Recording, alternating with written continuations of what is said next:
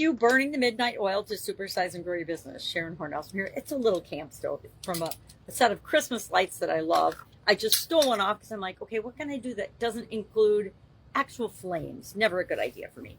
So today our idiom for supersize your business and how do we grow and build our business is burning the midnight oil. This idiom dates back to 1635 when a gentleman by the name of Francis Quarles used it in his book Emblems. And he used Old English back then, of course, but basically it talks about how somebody is putting in extra effort, or it implies that somebody's putting in a whole lot of effort, working late into the night, so they need lamps and oil back. That's how we lit things before the invention of the light bulb, etc. But it implies that they're either studying hard, working hard, or looking at alternatives and figuring out what their opportunities are. But it means they're putting in extra effort, right?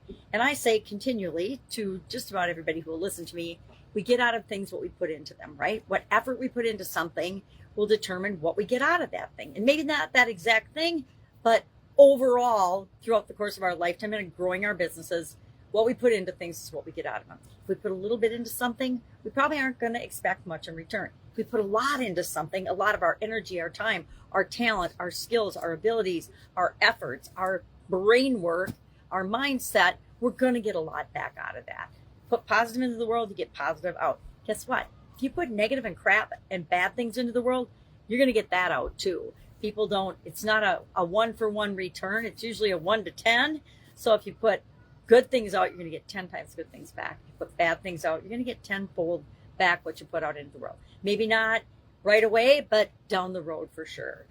That's at least what I believe. So, are you putting in extra effort to grow and build and supersize your business? You know, I am not a believer in balance. If you've ever talked to me, we've had a one-on-one conversation, you know, I think balance is BS. I think there's times in our life where we work really hard on something and we put in a bunch of effort and we're making decisions and choices. We're not sacrificing.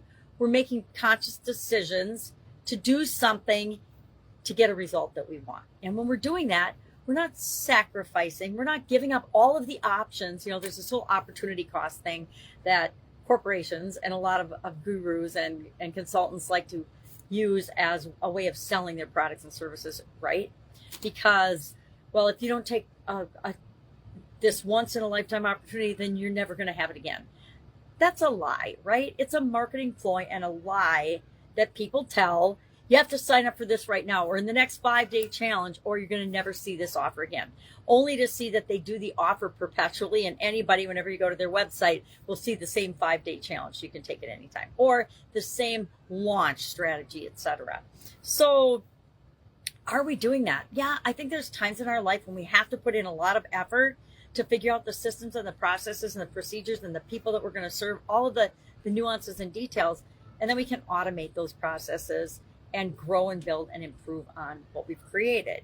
But it takes extra effort and extra energy and extra attention to that before that actually happens, right? Very few people, you know, try something once and it works and then they become a millionaire overnight, right? I don't know of anyone that's done that. That's the first time they've ever tried anything and all of a sudden they're super duper rich, unless you win the lottery or something. And none of us are banking on that if we're entrepreneurs and business owners. So Francis Quarles, thank you for creating this idiom, burning the midnight oil. I will continue to burn the midnight oil when it's necessary to achieve the goals and objectives that I've set for myself. I don't do it all the time, but I am known to put in a whole lot of effort, a whole lot of energy, especially when I'm doing something new or when we're going through growth spurts and growth phases of the different businesses that I've been involved in, because I believe we got to do whatever it takes to figure it out and get the objectives that we want to get and to create the businesses that make the world a better place. Because guess what? There's a lot of evil in the world and we need to make sure that we're doing enough to counteract that.